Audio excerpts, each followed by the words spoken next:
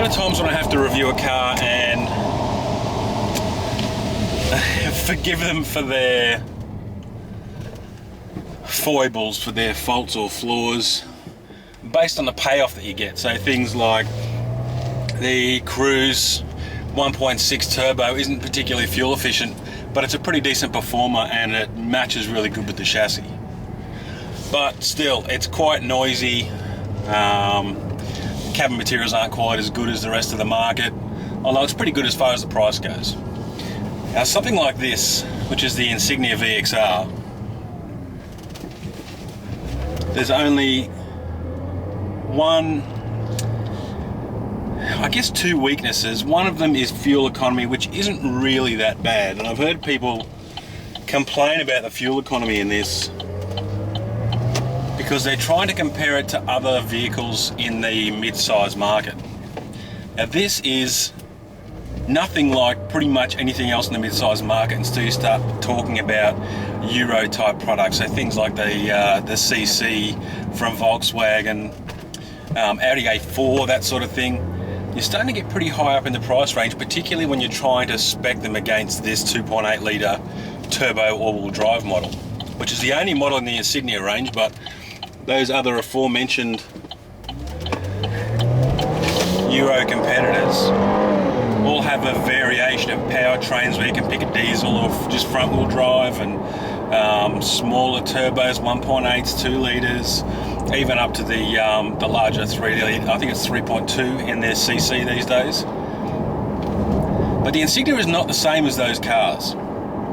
This is basically the mid-sized equivalent to a HSV in Germany, and it drives accordingly. 240 kilowatts, 435 newton meters. It comes on at a fairly high 5250 RPM. That's really right up there in the rev range, which means off the line it doesn't exactly set the world on fire, but when you're rolling, hello mama, this is an absolute shitload of fun.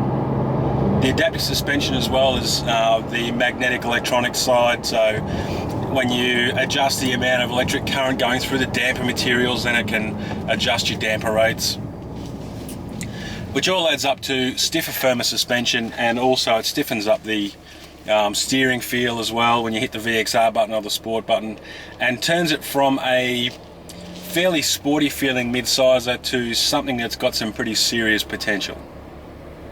And I have had a great deal of fun exploiting that potential for the last 7 days, and I'm about to give it back.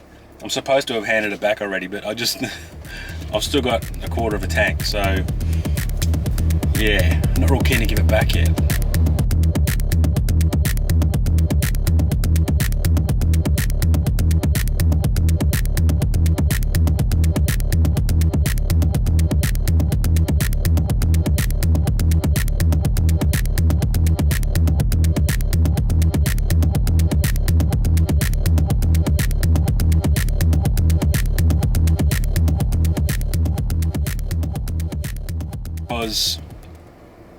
The local manufacture of the Commodore is ending in 2017, and a lot of people see this as a, I guess, weak source replacement for the SS Commodore, but it's not. This is a completely different vehicle. This is an addition to the lineup, not a replacement.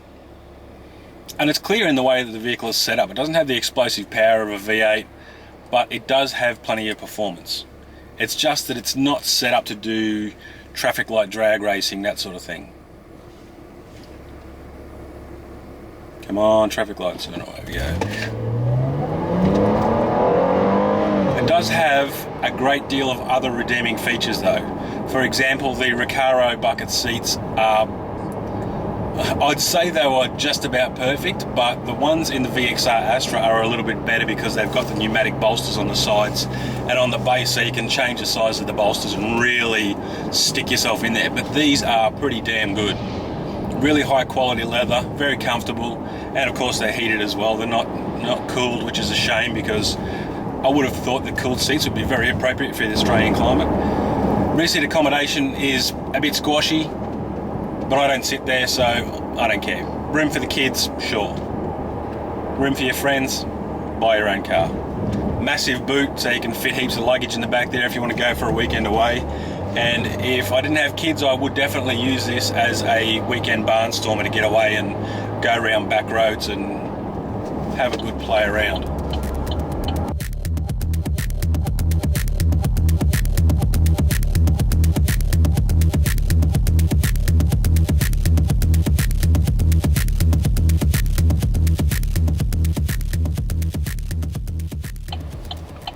Price wise, you're looking at the sort of mid 50s depending on what sort of deal you can get. I think that's pretty good value, but really when you're talking about these sort of semi-lux, semi-sport cars, value for money, people don't really like talking about the value end of the spectrum when they're trying to look like they're spending a lot of cash.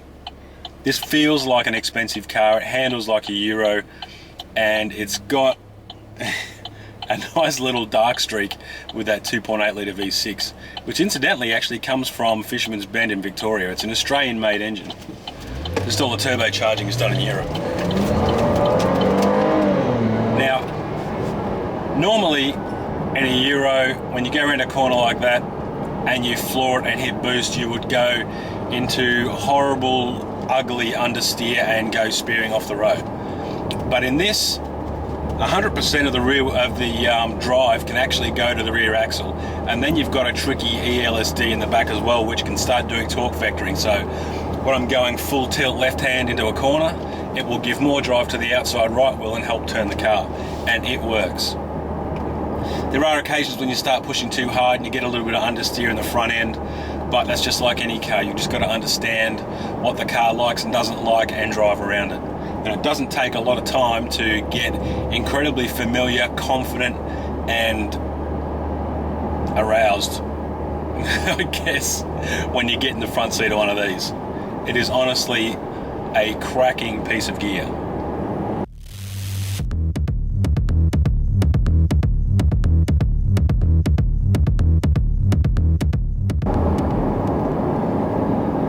Tech stuff. Okay, this has got an absolute truckload of techie gear. So as I said before, it's got the electromagnetic suspension.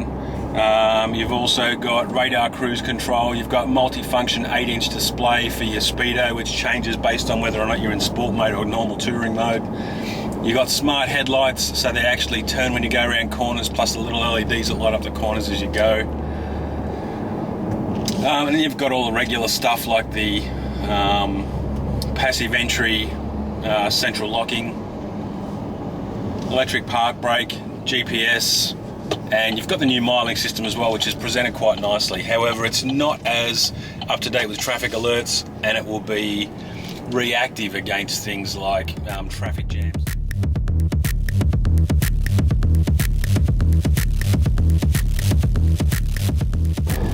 So today I've had an average speed of 44 kilometers per hour and an average fuel economy of 11.1, and I have been giving it some pretty decent stick. That's over 88 kilometers. Trip B.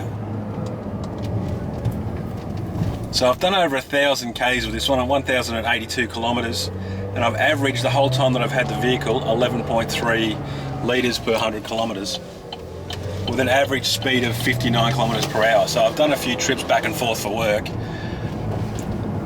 and on other occasions I have been absolutely giving it a bootful, constantly, as much as possible, at every possible opportunity. Seriously, this car is so much fun to drive. I think I'll be less worried about fuel consumption and more worried about tyre consumption.